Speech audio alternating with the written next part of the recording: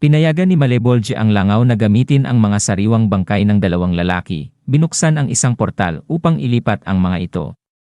Umalis ang langaw, nagpaalam ng magandang gabi, at si Malebolge ay nagmuni-muni tungkol sa kanyang masakit na nakaraan, nanumpa na tuparin ang kanyang layunin na patayin ang Diyos. Habang inaabot ang buwan kinabukasan, nakatuon si Noel sa paghahanda para sa nalalapit na debate na nakatakdang ganapin sa loob ng 3 linggo. Alam na mahalaga ang angkop na kasuotan para sa okasyon.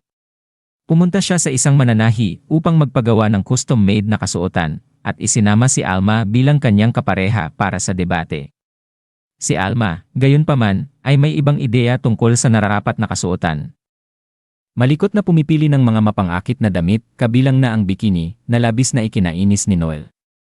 Mariing tinanggihan ni Noel ang kanyang mga pagpipilian. Ipinaliwanag na ang debate ay nangangailangan ng matibay na panlipunang presensya, at ang kanyang kasuotan ay kailangang kagalang-galang upang tumugma sa okasyon.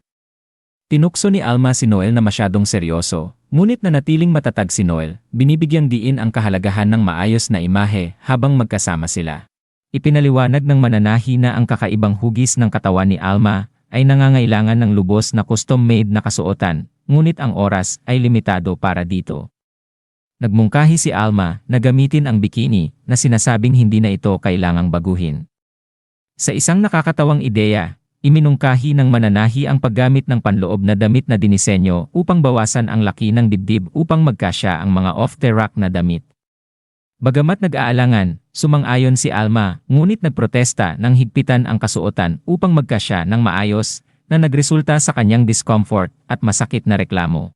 Pinanood ni Noel ang kanyang paghihirap at sinabing nararapat lang iyon sa kanya, na may mapanuksong ngiti. Habang abala sa mga sukat, biglang pumasok si Licia sa tindahan. Ang kanyang pagdating ay nagbigay ng bagong intriga sa mga nagaganap, ikinagulat ni Noel at Alma, nagbabadya ng higit pang mga kaganapan sa kanilang kwento. Ang araw ay nagpalit mula sa mga nakakatawang tagpo patungo sa isang pakiramdam ng pagkaantig, habang patuloy ang kanilang mga paghahanda sa gitna ng mas malalaking plano na lihim na nagaganap sa anino, at dito nagtatapos ang chapter 49, ang The Most Notorious Talker Runs the World's Greatest Plan. Hanggang sa muli, sabay-sabay nating abangan ang susunod na kabanata ng kwentong ito, handa na sa mga bagong emosyon at laban na darating.